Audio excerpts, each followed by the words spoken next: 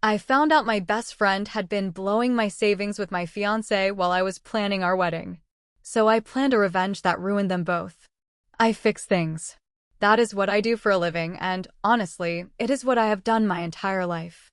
My name is Beatrice, I am 42 years old, and I am a corporate strategist.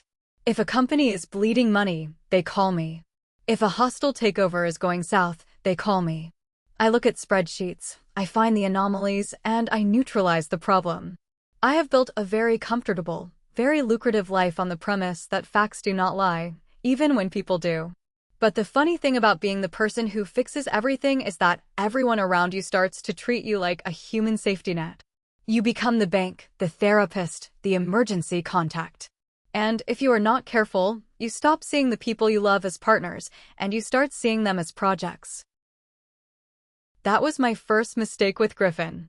Griffin was 38, with the kind of effortless, disarming charm that made people hand him things for free. We met at a charity gala 3 years ago. He told me he was the founder of a tech startup, standing on the edge of a major breakthrough. He was passionate, articulate, and looked at me like I was the only woman in the room. He did not seem intimidated by my success or my bank account, which was a rare and refreshing change. I fell for him, hard and fast. When he moved into my penthouse 6 months later, it felt right. When I started paying for most of our dinners, our vacations, and eventually his daily living expenses because his startup was going through a critical funding phase, I did not blink an eye. I was the fixer. I had the money. It was an investment in our future.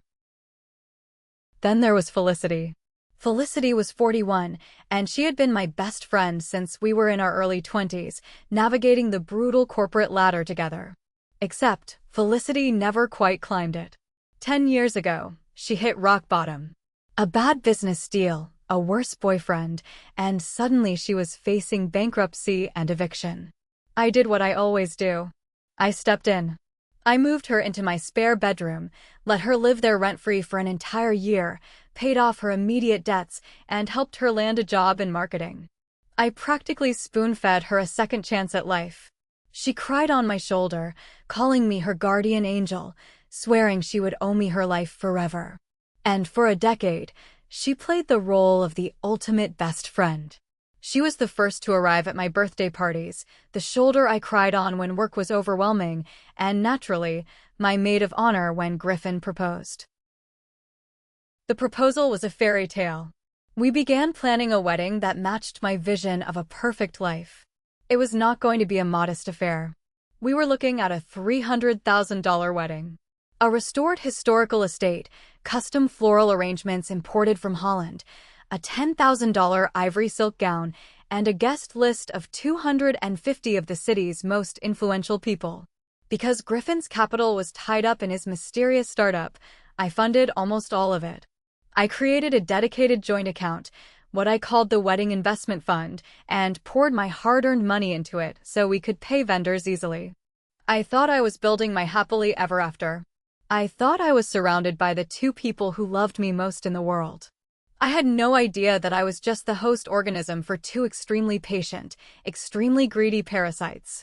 They had found the perfect setup. Griffin got the luxury lifestyle, the high-end connections, and the penthouse views.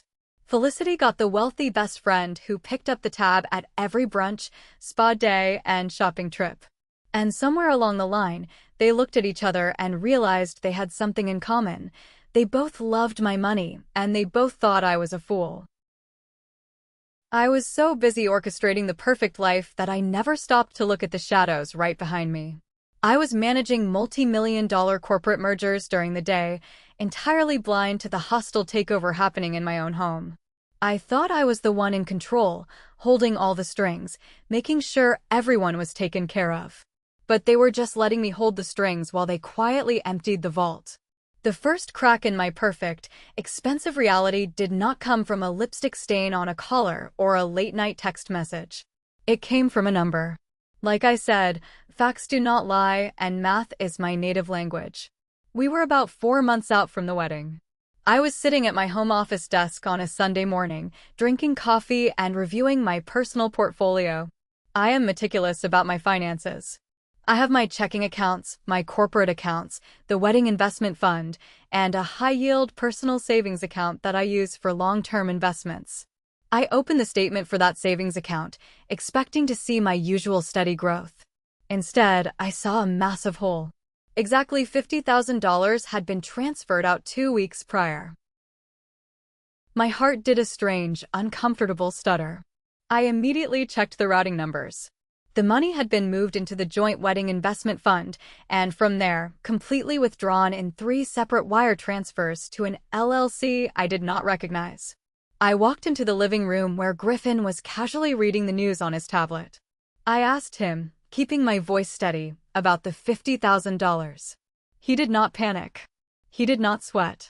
He looked up with a perfectly rehearsed expression of gentle reassurance. He told me it was a temporary hold. He explained that his startup had a sudden, exclusive opportunity to buy out a minor competitor, but his investor capital was delayed by corporate red tape. He said he borrowed the money to secure the deal, promising that within 30 days, the investors would release the funds and he would pay it back with interest. He even laughed, a warm, rich sound, and kissed my forehead, calling me his silent partner, and saying this deal would finally allow us to buy that summer house in the Hamptons I had been looking at. I wanted to believe him. God, I wanted to believe him so badly. When you are a strong, independent woman who is used to carrying the weight of the world, having a man tell you he is building an empire for the both of you is an intoxicating drug. I nodded.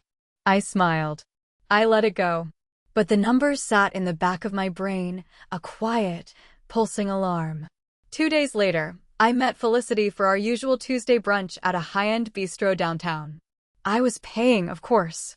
She arrived looking radiant, ordering a $30 mimosa before I even sat down. As she reached across the table to grab a piece of bread, the sunlight caught something sparkling on the lapel of her blazer. It was a Chanel brooch.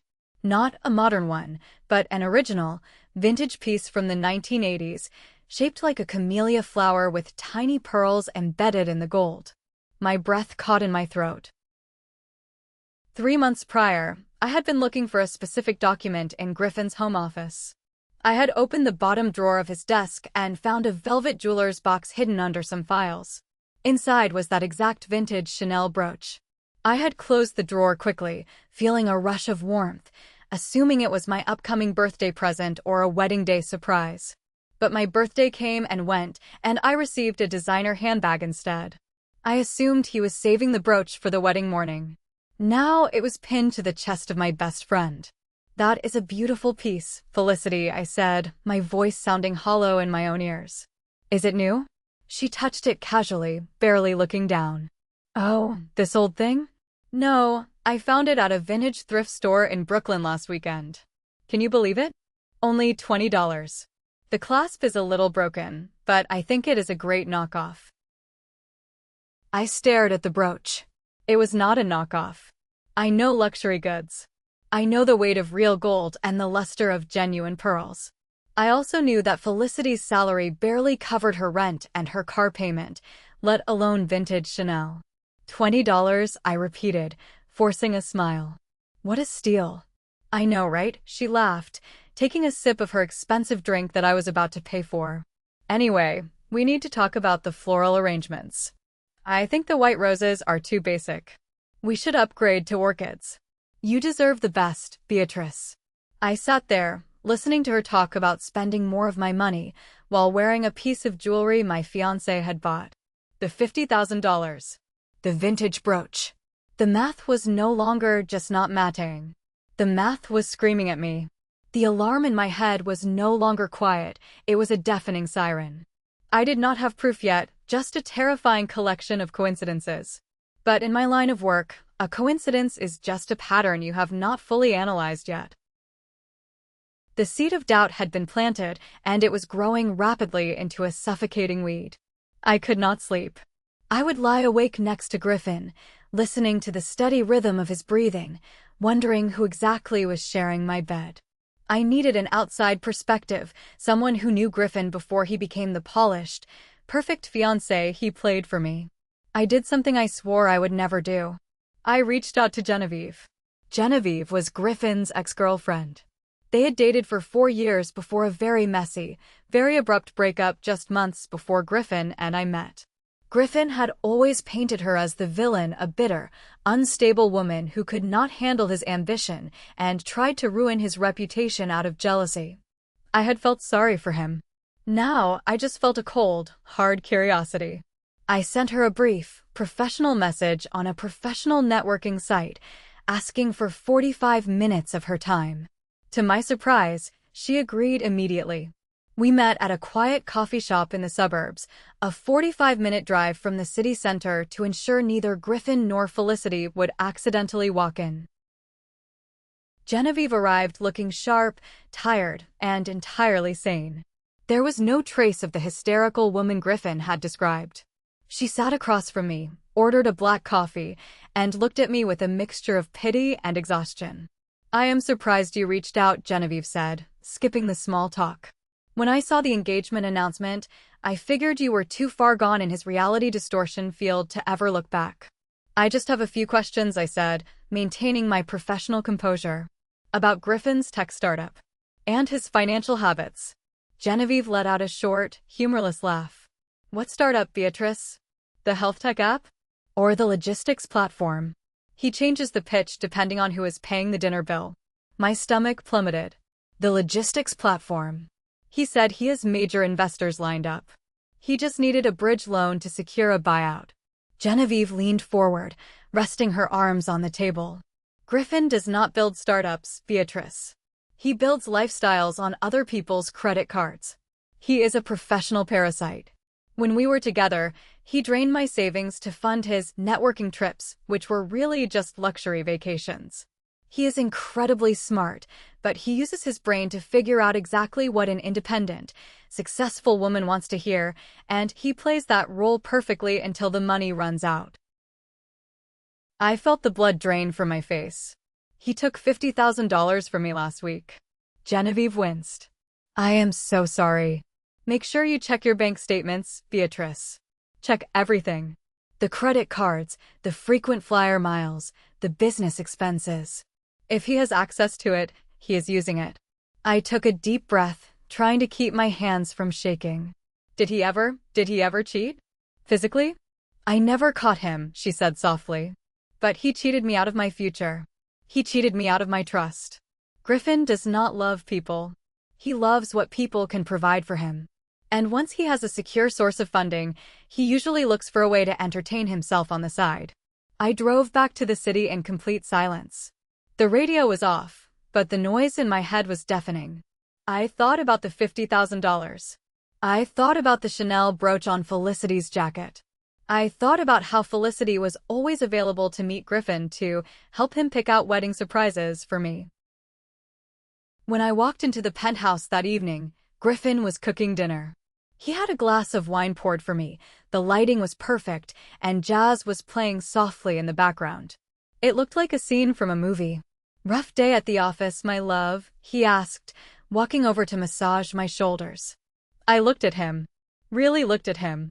I saw the charming smile, the perfect hair, the expensive watch I had bought him for our 1-year anniversary. I did not confront him. Confrontation without absolute proof is just noise, and it gives the enemy time to hide their tracks. Instead, I leaned into his touch, gave him a weary smile, and lied flawlessly. "Just a long day of crunching numbers," I said. "But everything is perfectly under control." I knew what I had to do. I was not going to be the crazy, jealous fiancé demanding answers.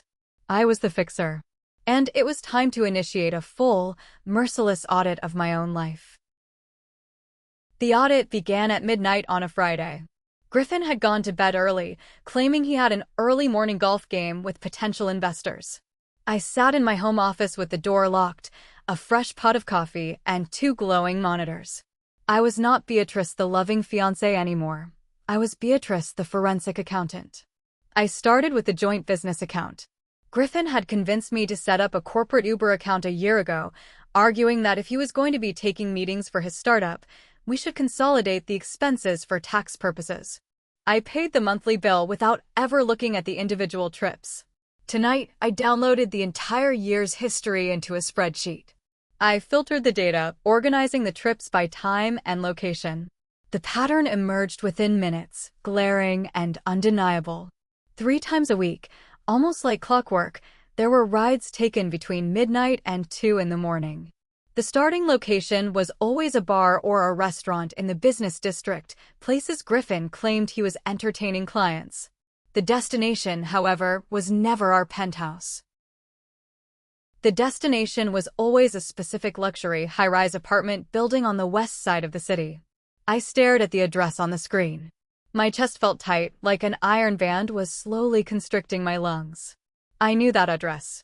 I knew the lobby, I knew the concierge by name, and I knew the exact layout of Unit 4B. It was Felicity's apartment. A year ago, Felicity had complained that her neighborhood was getting too loud and dangerous.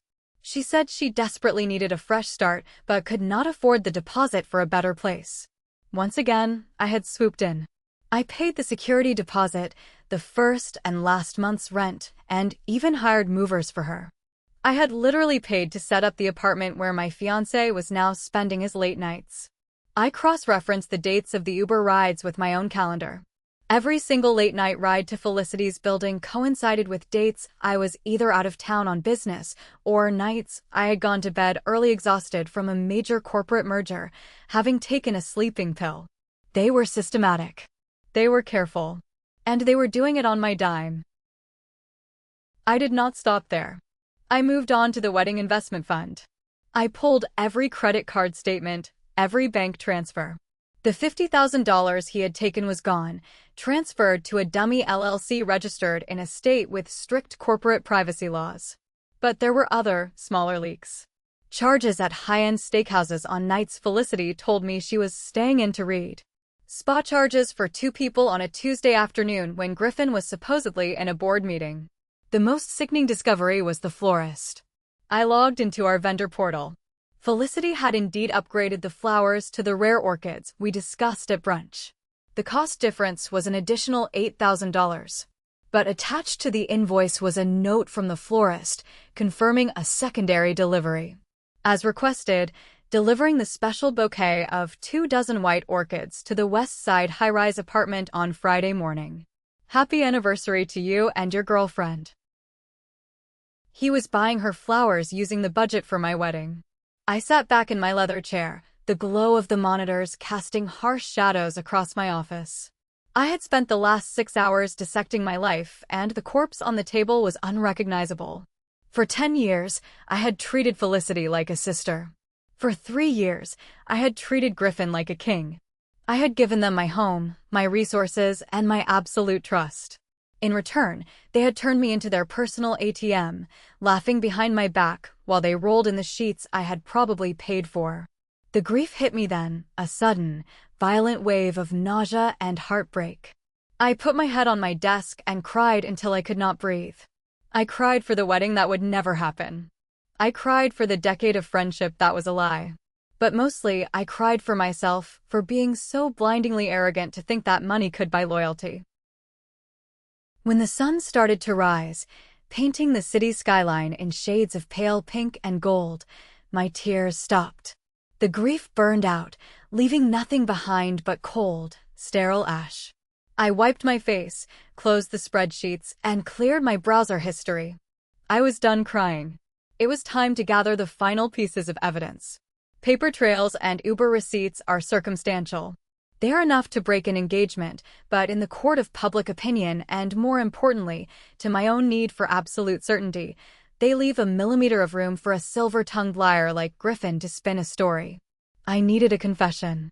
I needed to hear it. I bought a high-end, voice-activated digital recorder, the kind smaller than a matchbox. On a Tuesday morning, while Griffin was in the shower singing a Sinatra song, I slipped the device deep into the lining of his leather briefcase, right beneath a tear in the fabric he had been meaning to get repaired. "Have a great day at the office, honey," I told him as he kissed me goodbye. "Felicity is coming over later to help me pick out the catering menu. Tell her I say hello," he smiled, his eyes crinkling at the corners. "And do not stress yourself out, Beatrice. Everything is going to be perfect." I waited 24 hours. The next evening, Griffin came home, dropped his briefcase by the door, and went straight to the kitchen to pour a drink. I casually walked by, retrieved the recorder, and slipped it into my pocket. I did not listen to it in the house. I could not risk my reaction. I told him I needed to run to the pharmacy, got into my car, drove to a deserted parking lot behind a strip mall, and locked the doors. My hands shook as I plugged the device into my laptop and hit play. There were hours of dead air, punctuated by the rustle of papers and mundane coffee shop orders. Then, around 2 in the afternoon, the ambient noise shifted to the quiet hum of a moving car, followed by the sound of a door unlocking. "You're late," a woman's voice said. It was Felicity. Her voice was unmistakable, a slight vocal fry that I had found endearing for 10 years. "Traffic," Griffin replied. The sound of a heavy kiss, flesh against flesh, echoed through my car speakers. My stomach rolled. Did she suspect anything about the flowers? Felicity asked, her voice muffled, likely moving to another room. "Beatrice? Suspect something?" "Please," Griffin laughed. It was not the warm laugh he gave me. It was sharp, arrogant, and cruel. "She is too busy trying to be the CEO of the universe. She just signs the checks. As long as we keep telling her how amazing and generous she is, she will never look twice." I gripped the steering wheel so hard my knuckles turned white. "I still cannot believe she agreed to the orchids," Felicity giggled. "That is an extra $8,000. We are literally bleeding her dry, Griffin." "Sometimes I almost feel bad." "Do not feel bad," Griffin replied smoothly. "She enjoys being the martyr. She loves feeling like she is saving us. We are just providing her a service, letting her feel superior. Besides, once we get through the wedding, we wait a year, maybe 18 months. I will cite irreconcilable differences, take half the marital assets, and we buy that villa in Tuscany we talked about." "And the 50,000? Felicity asked. "Safe and sound in the offshore LLC," Griffin said. "A little nest egg for our honeymoon. The real honeymoon, not the boring one I have to take to Paris with her." "I hate that you are going to Paris with her," Felicity whined, the sound of bed springs creaking through the audio. "That was supposed to be our city." "Come here," Griffin murmured. "I am practically getting paid to sleep with her, so I can afford to sleep with you. Just think of her as our primary investor." I slammed my hand down on the keyboard, stopping the audio.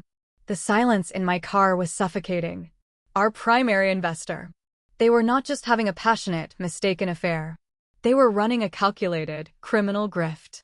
They viewed my life, my love, and my hard work as nothing more than a venture capital fund for their parasitic romance. Felicity, the woman whose rent I paid when she was eating instant noodles. Griffin, the man whose startup was entirely fictional, funded by my desire to see him succeed. I rolled down the car window, gasping for the cool night air. I felt violated. I felt like someone had broken into my mind, rearranged all the furniture, and left a rotting corpse in the center of the room. I wanted to drive home, scream until my throat bled, throw his expensive suits out the window, and drag Felicity by her hair through the streets. But screaming is what victims do. Screaming is a loss of control. I rolled the window back up. I saved the audio file to 3 different secure cloud locations. I looked at my reflection in the rearview mirror. My eyes were red, but my jaw was set like granite. I was not a victim. I was the fixer. And I was about to execute the most brutal, flawless corporate liquidation of my entire career. The audio recording was the smoking gun, but I wanted the entire arsenal. I wanted to burn their world to the ground so thoroughly that nothing would ever grow there again. To do that, I needed to get inside Griffin's digital brain. Griffin was arrogant, and arrogant people are lazy with their security. 3 years ago, when he first moved in, he had asked me to help him set up a new laptop. He had written his master cloud storage password on a yellow sticky note. Being the meticulous organizer that I am, I had filed that sticky note in a physical folder labeled Household Tech. On a Saturday afternoon, while Griffin and Felicity were supposedly at a wedding vendor showcase that I had excused myself from citing a headache, I went to the filing cabinet. The yellow sticky note was exactly where I left it. I booted up my encrypted laptop, connected to a VPN, and went to his cloud provider. I typed in the password. Access granted. The drive was meticulously organized. Griffin may have been a fraud, but he was a neat one. I bypassed the folders labeled Startup Pitch Decks, which were entirely empty, and Wedding Planning, which contained nothing but my own forwarded emails. At the bottom of the directory, there was a folder simply titled Project Future. I clicked on it. It was a digital shrine to his double life. There were hundreds of photos. Griffin and Felicity kissing on a yacht in Miami. Griffin and Felicity drinking champagne in a luxury suite in Vegas. But the ones that made my blood run absolutely cold were the photos from Paris. 6 months ago, Griffin told me he had to fly to Tokyo for a critical investor meeting. He said he was broke, so I transferred $10,000 to his account for flights and hotels and let him use my corporate frequent flyer miles to upgrade to first class. The photos in the folder showed Griffin and Felicity standing in front of the Eiffel Tower. They showed them eating oysters at a Michelin-starred restaurant. There was a photo of Felicity lying in a massive hotel bed, wearing one of Griffin's dress shirts, with the geotag confirming the location as the Four Seasons in Paris. I was funding a global romance. Next to the photo folder was a spreadsheet labeled Financial Projections. I opened it and felt a dark, twisted sense of awe at his sheer audacity. Griffin had literally modeled out my net worth. He had columns for my corporate salary, my stock options, and the estimated value of my penthouse. He had calculated exactly how much he could legally extract in a divorce after a 1-year marriage versus a 3-year marriage. He had factored in Felicity's living expenses and projected how long my money would sustain them both in Europe. I was not a human being to him. I was a mathematical equation. I was a yield curve. I downloaded everything. Every photo, every spreadsheet, every receipt. I organized it into a master dossier on my own encrypted drive. When Griffin came home that evening, he brought a bouquet of cheap deli flowers, a stark contrast to the $8,000 orchids he was buying his mistress. He kissed my cheek and told me how exhausting the vendor showcase was. "I missed you there, Beatrice," he said smoothly. Felicity was a huge help, though. We narrowed down the catering to the beef Wellington or the sea base. I looked at him. I looked at the man who had spreadsheeted my financial ruin. "That sounds wonderful, Griffin," I smiled, taking the cheap flowers. "I trust your judgment completely. Whatever you and Felicity think is best." "You are amazing," he said, pulling me into a hug. Standing in his arms, smelling the expensive cologne I had bought him, the transformation inside me finalized. The Beatrice who loved him was dead. The Beatrice who valued friendship and loyalty was dead. I was completely empty of empathy, running purely on strategy and vengeance. I had all the data. I had the motive, the means, and the opportunity. The wedding was only 3 weeks away. They thought they were going to use that day to lock me into a legal contract of financial servitude. Instead, I was going to turn my $300,000 wedding into a public execution, and I was going to make sure they paid for the front row tickets. Thank you so much for watching so far. If you are enjoying this story of absolute betrayal and incoming revenge, please hit that like button, subscribe to the channel, and leave a comment telling me what city you are living in right now. Every like and comment helps push this video to more people who love a good drama. Thank you for your support. Now, let's get back to the story. The first rule of surviving a corporate takeover is to protect your assets before the enemy even knows they are under attack. I did not confront Griffin. I did not pack his bags, and I certainly did not cry. I woke up the next morning, made us both a perfectly brewed pot of French press coffee, kissed him on the cheek, and told him I had back-to-back meetings all day. Then I drove straight to the office of the most ruthless wealth management attorney in the city. Her name was Eleanor, and she did not ask questions about my sudden need to restructure my entire portfolio. She only asked for signatures. Over the course of 4 hours, we built an impenetrable fortress around my money. I legally moved all my liquid assets, my stock options, and my personal savings into an irrevocable trust controlled jointly by me and my parents. I transferred the title of the penthouse, which I had thankfully bought before Griffin ever entered the picture, into a newly formed holding company. By noon, on paper, my personal net worth looked entirely unremarkable. But the real masterpiece was how I handled the wedding finances. The $300,000 wedding was a sprawling web of contracts. Caterers, florists, the historical venue, the imported string quartet. I had originally co-signed all of these agreements with Griffin. That afternoon, I called every single vendor. Using my authority as the primary funder and citing a sudden change in our tax strategy, I requested that the contracts be reissued solely in Griffin's name. I paid a minor administrative fee for each change, ensuring that my name was legally scrubbed from every single liability regarding the event.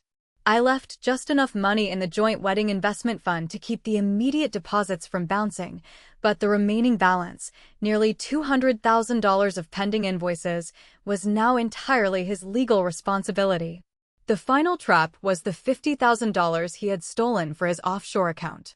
When I got home that evening, Griffin was sitting on the sofa, watching a sports game and drinking a beer I had paid for. I sat down next to him with a manila envelope. "Hey, honey," I said, keeping my voice light and breezy. "My accountant sent over some pre-wedding insurance documents. It is just standard liability stuff for the venue, making sure we are covered in case someone trips and falls on the dance floor. They need both our signatures to finalize the policy." Griffin barely looked away from the television. He reached out, took the pen I was offering, and signed his name on the dotted lines I pointed to. He did not read a single word. If he had, he would have realized he was not signing an insurance policy. He was signing a legally binding promissory note, explicitly acknowledging a personal debt of $50,000 owed to my corporate entity, payable immediately upon demand, with a steep penalty interest rate. I slid the papers back into the envelope and smiled. "Thanks, darling. You are the best." "Anything to keep you stress-free, Beatrice," he said, finally looking at me with that devastatingly handsome, utterly hollow smile. I walked into my home office and locked the documents in my safe. My money was secure. My liabilities were zeroed out. The financial decoupling was complete. Griffin thought he was 3 weeks away from securing a lifetime of luxury. He had no idea he had just signed his own financial death warrant, effectively bankrupting himself to pay for a party I had no intention of attending. The most exhausting part of planning a revenge is the waiting. You have to live inside the lie, breathing the same air as the people who are suffocating you, and pretend it smells like roses. 2 weeks before the wedding, Felicity insisted we have a best friends-only spa day. She said I looked tense and needed to be pampered. We went to an exclusive, members-only wellness retreat just outside the city limits. The kind of place where they hand you cucumber-infused water the second you walk through the door, and the robes are made of Egyptian cotton. We spent the morning getting deep tissue massages, followed by hot stone therapies and custom facials. Lying on the heated massage table next to her, listening to the soft, meditative music, I felt a bizarre sense of detachment. Felicity was chatting endlessly about the wedding, about how handsome Griffin was going to look in his custom tuxedo, about how jealous all our old college friends were going to be. "You really hit the jackpot, Beatrice," Felicity sighed, her voice muffled by the towels. "Griffin is so devoted to you. You never see him looking at other women. It is like you are the only person in the room when he is around." I kept my eyes closed. I focused on the feeling of the massage therapist working a knot out of my shoulder. "Loyalty is a rare thing," I murmured smoothly. You think you know someone, you think you share the same values, and then you realize you are playing completely different games. Exactly, Felicity agreed enthusiastically, completely missing the irony. "That is why I am so protective of you. You are too generous, Beatrice. You always see the best in people. You need someone like Griffin to watch your back." The hypocrisy was so thick I could practically taste it. I wanted to sit up, rip the plush towel off her, and scream the truth into her face. I wanted to tell her about the audio recording. I wanted to ask her if she enjoyed sleeping with my fiancé on the nights I was killing myself at work to afford her luxury lifestyle. But I just breathed in the scent of eucalyptus and let the anger crystallize into something colder and much more dangerous. When we finally finished our treatments and moved to the reception desk to settle the bill, the total came to just over $1,200. I reached for my purse, playing my part perfectly. "Oh, please, Beatrice, put your wallet away," Felicity said, placing a manicured hand over mine. "This is my treat. A wedding gift to my best friend." I watched as she pulled a sleek, black credit card from her designer wallet, the designer wallet I had bought her for Christmas. I recognized the card instantly.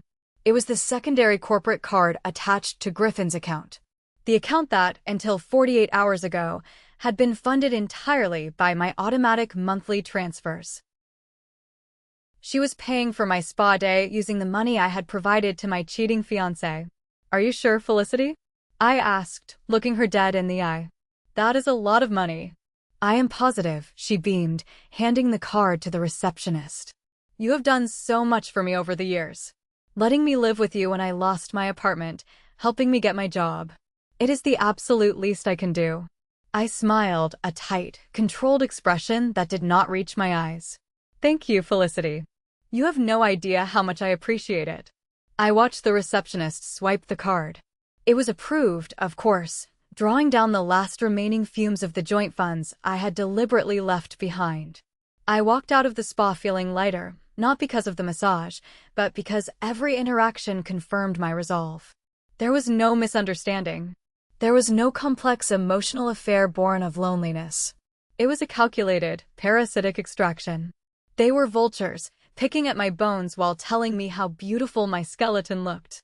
And I was going to make sure they choked on the very last bite.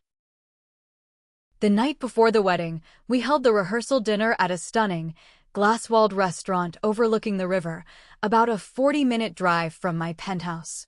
It was an intimate gathering, just 50 of our closest friends and family members. Griffin's parents were there, looking incredibly smug and pleased with the wealthy daughter-in-law their son had managed to secure. My parents were there, beaming with pride, completely unaware of the absolute carnage that was about to unfold the next day. The room was filled with the clinking of expensive crystal and the low, elegant hum of classical guitar music. I sat at the head of the long table, flanked by Griffin on my right and Felicity on my left. It was a masterpiece of psychological torture.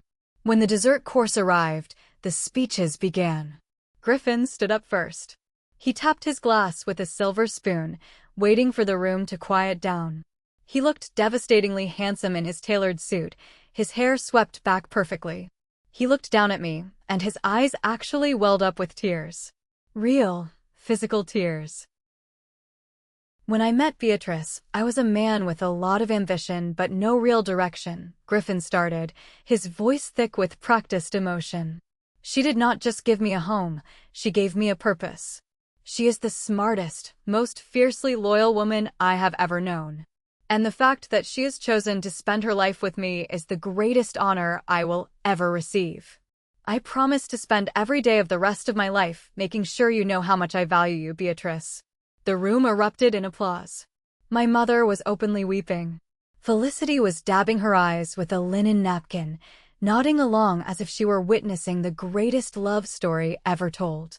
I stood up to deliver my response. I looked around the room, making eye contact with everyone. I looked at Griffin's parents. I looked at my sister. I looked at Felicity. And finally, I looked at Griffin. Griffin is right about one thing, I said, my voice carrying clearly across the silent room. I am fiercely loyal. When I commit to something, I commit entirely. I believe that a partnership is built on absolute transparency and the willingness to share everything. And I mean everything.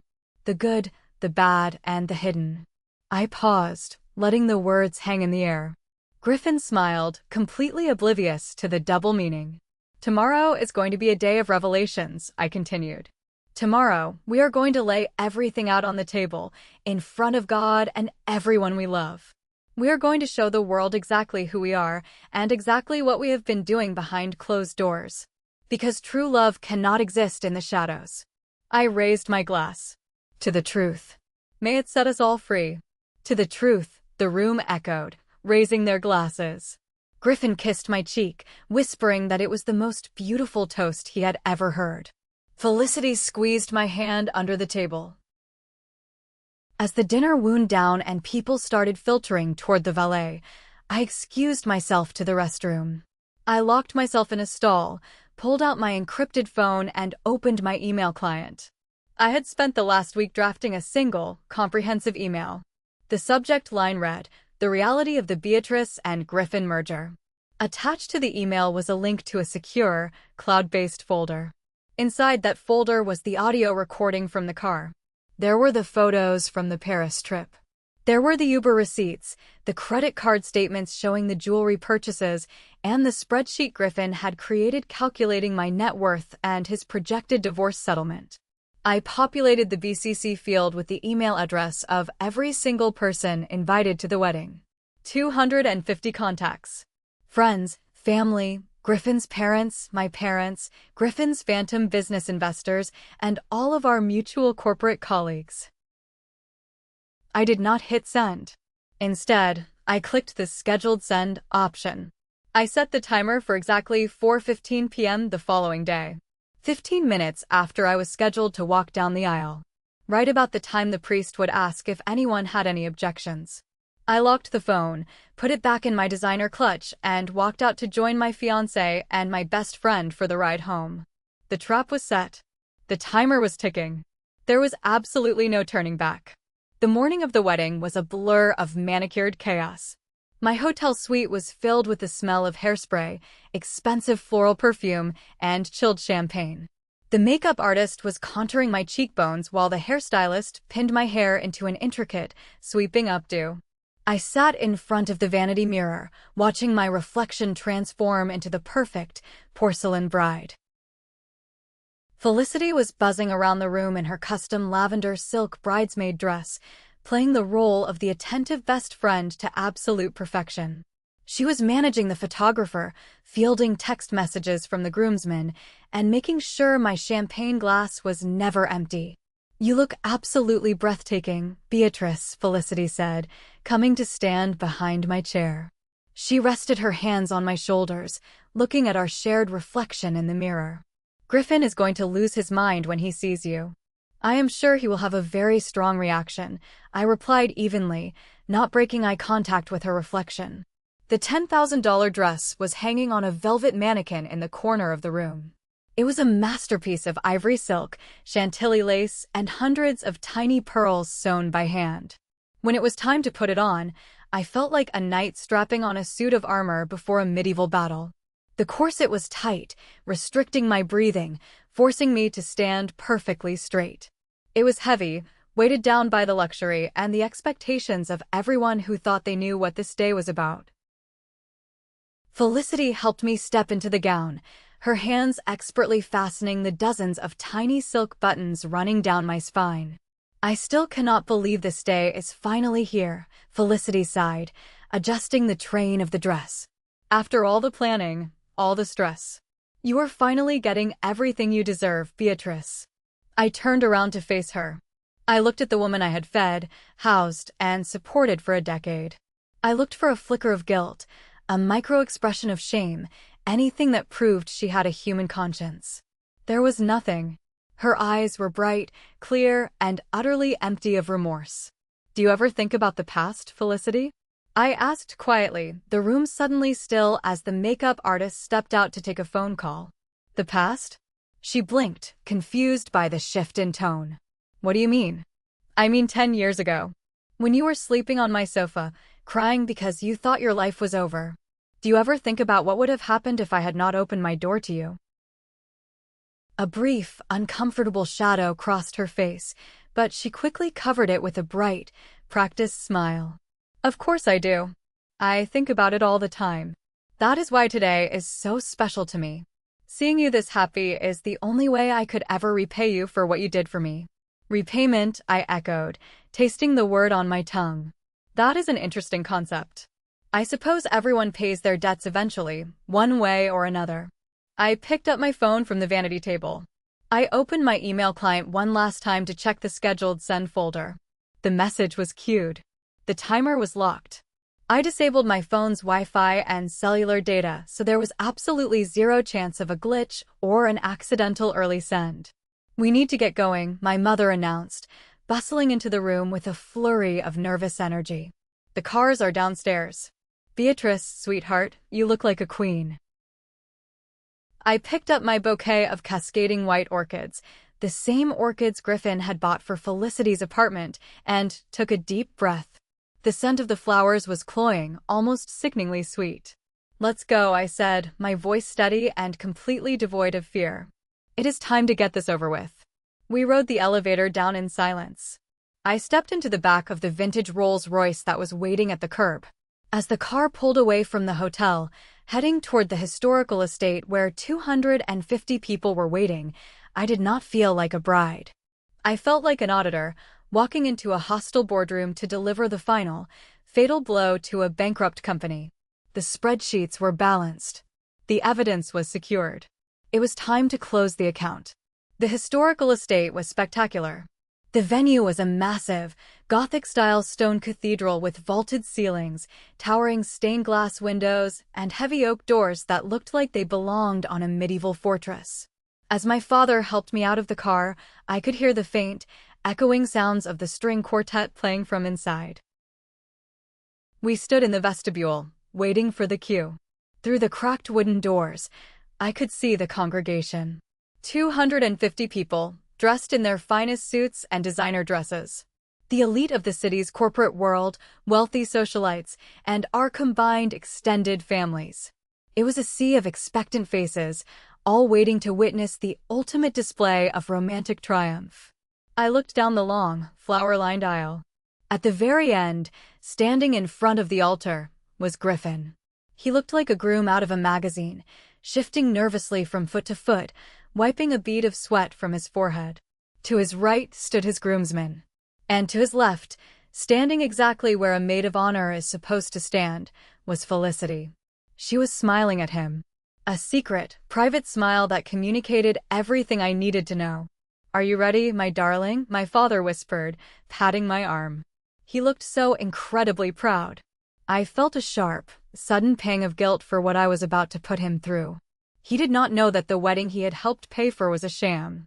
He did not know that his daughter was about to turn this sacred space into a war zone. "I am ready, Dad," I said, squeezing his hand. "No matter what happens in there today, just know that I am doing exactly what I have to do. I love you." He looked slightly confused by my words, but before he could ask, the heavy oak doors swung open wide. The string quartet shifted smoothly into the traditional wedding march. The entire congregation stood up, turning toward the back of the cathedral. I stepped forward. The walk down the aisle took exactly 2 minutes, but it felt like a lifetime. I kept my head high, my eyes locked on the altar. I could feel the weight of 250 stairs pressing against my ivory armor. I saw Griffin's mother weeping into a handkerchief. I saw my corporate colleagues nodding in approval. As I got closer, the details of Griffin's face came into sharp focus. He was biting his lower lip, a nervous habit he had when he was trying to look vulnerable. He reached out his hand as my father, and I reached the first step of the altar. My father kissed my cheek, placed my hand in Griffin's, and stepped back. Griffin's hand was clammy. His grip was tight, almost desperate. "You look absolutely perfect," Griffin whispered, leaning in close so only I could hear. "I am the luckiest man alive." I did not smile. I did not squeeze his hand back. I simply looked at him, absorbing the absolute emptiness behind his charming blue eyes. Then, I glanced past his shoulder at Felicity. She gave me a small, encouraging nod, playing her part until the bitter end. The priest stepped up to the microphone. He was an older man with a gentle voice and a kind smile. He welcomed the guests, spoke about the sanctity of marriage, and waxed poetic about the journey of love. It was agonizing. Every word about trust, fidelity, and partnership felt like a physical blow, a mockery of the reality I had uncovered. I glanced at the massive antique clock on the wall of the cathedral. It was 4:12 p.m. 3 minutes until the scheduled email deployed. "Marriage is not a contract to be taken lightly," the priest continued, his voice echoing off the stone walls. It is a vow of absolute honesty. It is a promise to stand by one another, forsaking all others, in the light of truth. He turned to Griffin. Griffin, do you take Beatrice to be your lawfully wedded wife? Do you promise to love her, honor her, and keep her for as long as you both shall live? Griffin looked deep into my eyes. Without a single second of hesitation, without a single tremor of guilt in his voice, he spoke loud and clear into the microphone. I do. The priest smiled and turned to me. And Beatrice, do you take Griffin to be your lawfully wedded husband? Do you promise to love him, honor him, and keep him for as long as you both shall live? I looked at the clock. 4:14 p.m. 60 seconds left. I slowly pulled my hand out of Griffin's grasp. I took a half step back, creating a physical distance between us. The silence in the cathedral was sudden and absolute. Even the priest looked confused, lowering his manual slightly. Beatrice? Griffin whispered, his perfect smile faltering for the very first time. What is wrong? I turned away from him and faced the 250 guests. I reached out and calmly pulled the microphone from the stand in front of the priest. I have a slight amendment to the vows, I said, my voice echoing like thunder through the silent stone room. A collective gasp rippled through the pews. My mother half stood from her seat, clutching her pearls. Griffin's father frowned, leaning forward. Behind me, I could hear Griffin taking a sharp breath, his expensive leather shoes scraping against the marble floor as he stepped toward me. Beatrice, what are you doing? He hissed, his voice dropping its charming facade and taking on an edge of genuine panic. Put the microphone down. I ignored him. I gripped the microphone tightly, looking out at the sea of faces. The priest just spoke about absolute honesty, I began, my voice perfectly level, the voice of a corporate strategist delivering a quarterly loss report. He spoke about forsaking all others. But the man standing behind me has a very different definition of those words. For the last 3 months, Griffin has been engaged in a highly calculated, highly funded affair. The cathedral erupted into chaos. Shouts of disbelief, murmurs of shock. My father stood up, his face flushed red with anger. That is a lie, Griffin yelled, grabbing my arm. She is having a panic attack. Someone help her. I yanked my arm away with such force that he stumbled backward. I pointed directly at Felicity, who was standing frozen, her face drained of all color, looking like she had just seen a ghost. He has not been sleeping with a stranger, I continued, projecting my voice over the rising noise of the crowd. He has been sleeping with my maid of honor, my best friend of 10 years. The woman who is currently wearing a vintage Chanel brooch that was paid for with my money. Beatrice, stop. Felicity shrieked, tears instantly springing to her eyes. She put her hands up in front of her face. It is not true. She is crazy. I am not crazy. I am just a very good accountant, I said coldly. I looked up at the antique clock. The minute hand clicked onto the 4:15 mark. Right on cue, a sound echoed through the cathedral. It was not one sound, but dozens. Then hundreds. It was the synchronized pinging, buzzing, and chiming of 250 smartphones receiving an email simultaneously. Please, I instructed the crowd, gesturing with my free hand. Check your phones. I believe you all just received an email regarding the Beatrice and Griffin merger. For a moment, nobody moved. Then, the curiosity overwhelmed the shock. Guests began reaching into their suit pockets and designer purses. Screens illuminated the dim cathedral. I watched as my sister opened the email, her eyes widening in horror as she scrolled past the first few images. I watched Griffin's father open the attachment, his face turning from confusion to absolute, furious disgust. What did you do? Griffin demanded, his voice shaking. He pulled his own phone from his tuxedo pocket. I watched him open the email. I watched his eyes scan the audio file, the Paris photos, and the financial spreadsheet he had created detailing my net worth. I saw the exact moment his soul left his body. The color drained from his face until he looked like a wax statue. You will find, I announced to the silent, scrolling congregation, audio recordings of them discussing how they are using me to fund their lifestyle. You will find photos of their secret vacation to Paris, paid for with my corporate miles. And most importantly, you will find bank records showing that Griffin stole $50,000 from my savings to hide in an offshore account for their future. The silence shattered. Griffin's mother let out a wailing sob, burying her face in her hands.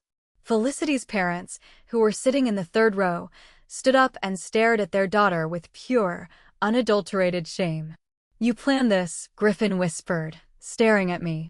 He looked terrified. The charming, confident tech founder was gone, replaced by exposed, panicking fraud. "You set me up." "I did not set you up, Griffin. I audited you," I corrected him, turning to face him fully. "I found a discrepancy in the accounts, and I investigated it. You thought I was just the bank. You forgot that banks have security systems." Felicity dropped her bouquet. The expensive white orchids shattered across the marble floor. She covered her face with her hands, sobbing hysterically, sinking to her knees right there on the altar. "I am sorry," she wailed, the sound echoing pathetically. "I am so sorry, Beatrice. It was a mistake." "A mistake is forgetting to pay a parking ticket," I said, looking down at her crumpled form without a single ounce of pity. "Sleeping with my fiancé in the apartment I paid for while planning how to divide my assets in a divorce is a strategy. Unfortunately for both of you, my strategy was better." I unclasped the heavy diamond necklace Griffin had given me, bought with my own money, undoubtedly, and let it fall to the floor. I turned my back on the altar, on the weeping maid of honor, and the hyperventilating groom, and prepared to make my exit. The aftermath of an explosion is always louder than the blast itself. As I began my walk back down the aisle, the cathedral descended into absolute pandemonium. It was a spectacular collapse of social order. Griffin's father, a proud, old-money patriarch who valued family reputation above oxygen, marched straight up to the altar. He did not yell. He did not cause a physical scene. He simply looked at his son, who was still staring blankly at his phone, and delivered a verbal execution. "You are a disgrace," his father said, his voice carrying just enough for the front rows to hear. "Do not come back to our house. Do not call your mother. As of this moment, you are cut off from the family trust. You have humiliated us all." Griffin snapped out of his shock, reaching for his father's arm. "Dad, wait, please, I can explain. It was just a stupid fling." His father brushed him off like an insect and walked away, escorting his sobbing wife down the side aisle toward the exit. Meanwhile, my sister had marched over to Felicity. Felicity was still on her knees, crying, reaching out a hand as if begging for help. My sister, who had never liked Felicity's parasitic tendencies, grabbed her by the arm and yanked her to her feet. "Get your hands off me," Felicity cried. "You are leaving," my sister spat, her voice venomous. "Before my father comes up here and does something that gets him arrested. You make me sick. Walk." She practically frog-marched the weeping bridesmaid out of the side door, leaving behind a trail of lavender silk and broken orchids. I continued my slow, deliberate walk down the center aisle. The guests parted for me like the Red Sea. People were whispering, pointing, still scrolling desperately through the evidence on their phones. Some of my corporate colleagues were giving me looks of terrified respect. They knew I was ruthless in the boardroom, but witnessing the public liquidation of my personal life was an entirely different level of brutality. When I reached the heavy oak doors at the back of the cathedral, I turned around for one final look. Griffin was standing alone on the altar. He looked completely broken, abandoned by his family, his mistress, and the 250 people who had just read his darkest secrets. He looked across the long aisle and met my eyes. "Beatrice, please," he yelled, his voice cracking. "The wedding. The vendors. What about the bills?" I allowed myself a small, genuinely triumphant smile. I raised the microphone, which I had carried with me down the aisle, to my lips one last time. "Oh, I almost forgot," I announced to the remaining crowd, making sure every syllable was crystal clear. 48 hours ago, I transferred all liability for this event. Every single catering contract, floral arrangement, and venue rental fee is now legally in Griffin's name. I withdrew my signature. The bills belong to you, Griffin. Consider the $300,000 your parting gift. Enjoy the debt, sweetheart. I dropped the microphone onto the stone floor. The feedback screeched through the cathedral, a piercing, final punctuation mark. I pushed open the heavy wooden doors and stepped out into the bright, crisp afternoon air. My father was waiting by the vintage Rolls-Royce. He looked shell-shocked, holding his phone in his hand, having just finished reading the email. He looked up at me, his eyes filled with a mixture of profound sadness and intense pride. "Are you okay, Beatrice?" he asked gruffly, opening the car door for me. "I am perfect, Dad," I said, stepping into the leather interior, careful not to wrinkle the $10,000 ivory armor I was wearing. "Can you tell the driver to take me back to the penthouse? I have a flight to catch." By the time I reached my apartment, my phone had over 100 missed calls and text messages. I ignored them all. I unbuttoned the heavy dress, letting it fall to the floor, and stepped into a comfortable pair of linen trousers and a silk blouse. I packed a single suitcase. I did not feel the crushing devastation of a woman left at the altar. I felt the sharp, intoxicating adrenaline of a CEO who had just successfully amputated a gangrenous limb to save the rest of the body. They thought they had trapped me. Instead, they had handed me the keys to my own freedom, and I had locked them inside a burning building on my way out. A honeymoon is supposed to be a celebration of a union, a shared experience of luxury and romance. I had originally booked a 10-day trip to the Amalfi Coast for Griffin and me, spending exorbitant amounts on cliffside villas and private boat charters. I did not cancel the trip. I simply canceled Griffin's ticket. 2 days after the wedding that never was, I boarded a first-class flight to Naples alone. I drank vintage champagne over the Atlantic Ocean, turned off my cell phone, and watched the clouds. For the first time in 10 years, I was not responsible for anyone else's happiness, rent, or startup funding. I was just Beatrice. When I arrived at the villa in Positano, the concierge gave me a sympathetic look, clearly noticing the lack of a husband despite the honeymoon suite reservation. I did not care. The villa was spectacular, perched on the edge of a cliff overlooking the endless, glittering expanse of the Tyrrhenian Sea. The air smelled of salt and crushed lemons. The first few days were strange. My body was still wired for the high-stress management of other people's lives. I kept reaching for my phone to check if Felicity needed me to solve a crisis, or if Griffin needed me to transfer money. But the phone stayed off. Slowly, the silence began to heal me. I spent my mornings drinking espresso on the terrace, watching the small fishing boats cut through the water. I spent my afternoons wandering the steep, cobblestone streets, buying things just for myself, without having to consult a phantom budget or appease a parasitic partner. On the 4th evening, I went to a tiny, exclusive restaurant tucked into the side of the cliff. I ordered a €50 truffle pasta dish and a bottle of heavy red wine.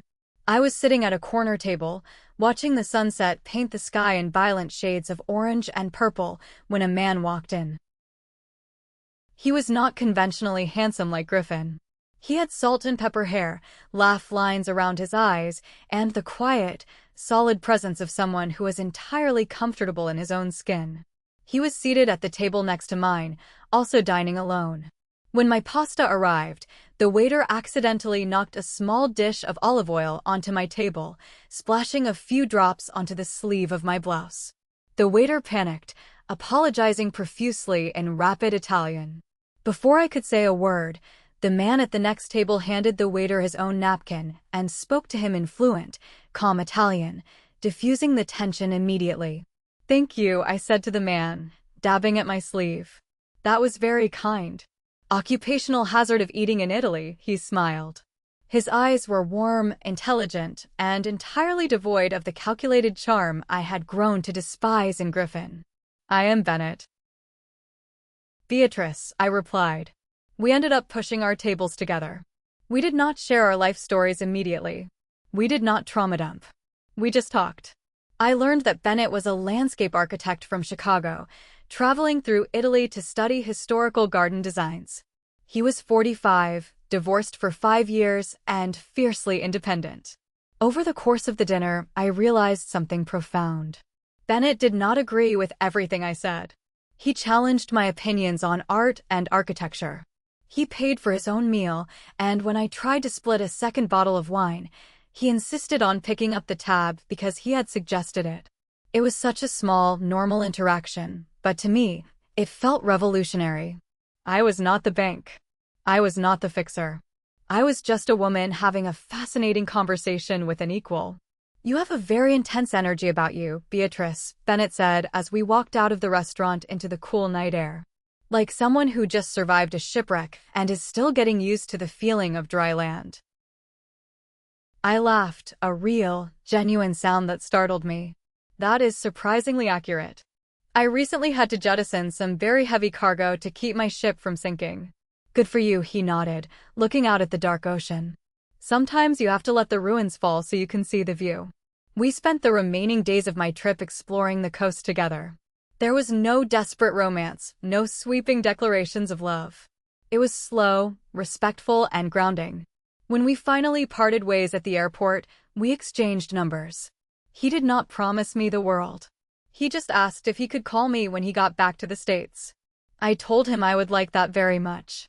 I flew back to my city feeling fundamentally changed.